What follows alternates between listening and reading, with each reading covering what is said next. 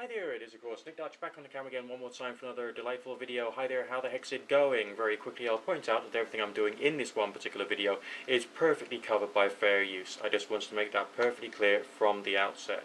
And let's get straight on and tackle this one particular subject, a subject which really fascinates me. So on with the first clip.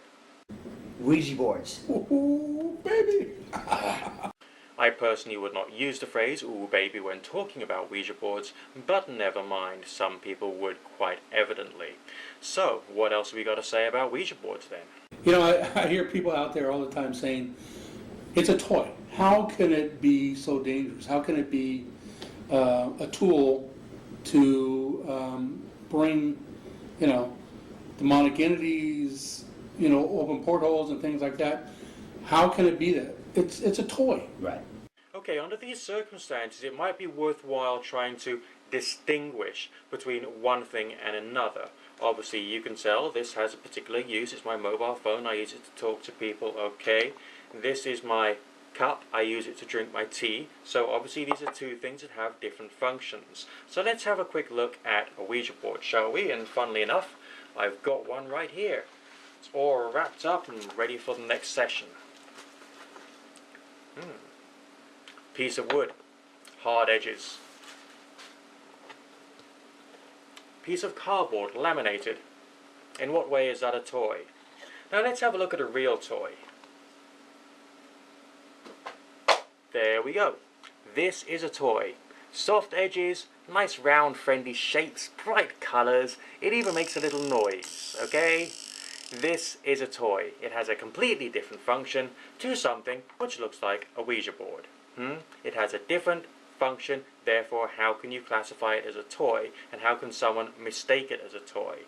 Quite simply, it's an idiomotor device, namely it's something that you use your mind and your body with to try and attempt to get something strange happening. But we can't prove the objective existence of spirits, so essentially we can't say that there are real spirits necessarily involved. We just have too many questions and not enough answers. But basically, is that actually a toy? Or indeed, is this a toy?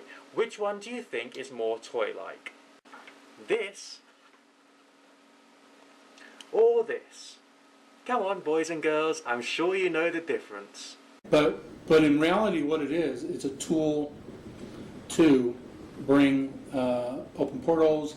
It brings nasties into your life that you don't want them in there. Exactly. Now, when I was a child, the word nasty was in fact a euphemism for the canine fetal matter.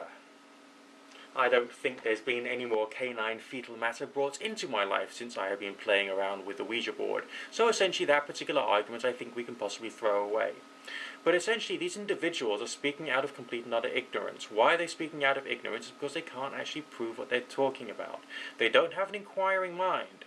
So essentially you can have one form of closed-minded attitude towards the Ouija board, namely it does definitely help you to summon your deceased great-great-great-grandfather.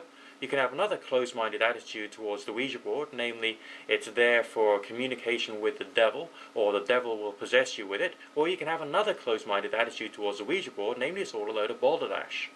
But the bottom line is, all of these points of view are in fact very closed-minded. Where is the open-mindedness? Where is the inquiry? Okay, there must be things that we can do to try and work out what these things can intelligently be used for. And funnily enough, its function is in fact rather different to this. Just wanted to make that nice and clear for everybody out there. A lot of people think it's innocent and it's fun, but in reality it's not. Well, what you're doing is inviting. You're inviting a spirit, an entity, to come and communicate. Well, you're just not doing that. When people don't really think about this, you're actually welcoming them to take over your body, per se, using your energy Exactly. to move a solid subject. Exactly. So you're letting them, take Possess you. Yeah. Dear spirits, on Halloween night you are cordially invited to join me for dinner and to move a subject. Oh, by the way, you may possess me as well. Bring your own bottle. the basic fact of the matter is, I don't think you can actually say that you are actually inviting something. You can't actually prove that there is something which you are inviting. All you can do is to experiment with it and see what happens. Who on earth says that you're actually inviting something to take over your body, or to take over the board itself, or to provide some kind of possession experience? Do we actually know an experience can be generated? Maybe. But on the other hand, what kind of mechanisms are actually at work? What do we actually know? Absolutely nothing. So you two rednecks who are sitting there on your sofa ranting on about how evil and nasty this thing is, you haven't really thought about it in the slightest. Your intellectual assessment of what's really going on here is absolutely mind-numbingly small. And, you know, where is the proof of the objective existence of the spirit? Subjective experiences vary from person to person, that is true. And it does seem to be that those who've done much more in the way of meditation and spiritualistic type activity are more likely to have certain varieties of experience. But essentially, hard and fast proof is hard to come by. I once attended a Ouija board seance when 2 letters were highlighted by the upturned glass. That's all, just 2 letters, and one girl fell into hysterics. I mean, serious, like, you know, laughing, crying, going slightly bonkers, because those 2 letters had some kind of meaning to her, despite the fact that she wasn't actually the one to ask the question. So those who are doing Ouija board seances are often people who need to be given a bit more information about reasoning and rationality associated with what they're playing with, intellectually trying to work out what the meaning can actually be, rather than what they think it might be. Alright, people get freaked out because people have the ability to connect too many ideas and not necessarily think their own thought processes through. So this is what really needs to be educated into people, and not to be given even more fear. If you think about it, okay, if you're sitting there and you're preaching fear of this thing, what you're doing is you're fortifying the literalist interpretation of the objective existence of a spiritual being, which is in fact incorrect and inappropriate. What you're doing is you're deliberately trying to make other people afraid for your own political purposes and for your own religious purposes as well, and not taking into account the fact that this thing could be used by an intelligent, inquiring individual to try and find out more about themselves and how they react to different situations which might be within their mind or outside, and so on and so forth.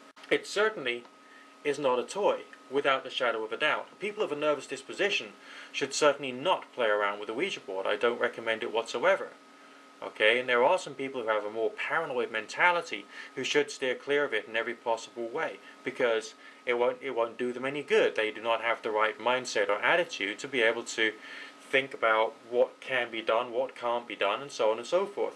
Also, people who have superstitious fears because of one form of religiosity or another should also try and keep clear of it, especially if they're too extremist in their views and too literalist in their interpretations of what spirits are about, and indeed what the objective existence and or lack of objective existence that we can say that spiritual beings seem to have.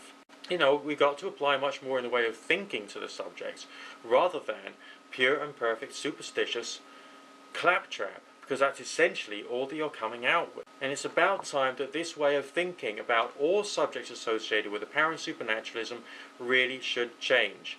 Because otherwise, you know, because of both the religious fanaticism as well as the skeptical fanaticism on both sides of things, as well as the literalist spiritual fanaticism, we as a species are going to move culturally further and further into the dark ages and further away from any sort of like enlightened goal for our entire species in the future. This is why I'm a transdeist. You know, questions have to be asked, and there's no real need to get totally literalistic about everything that you're playing around with.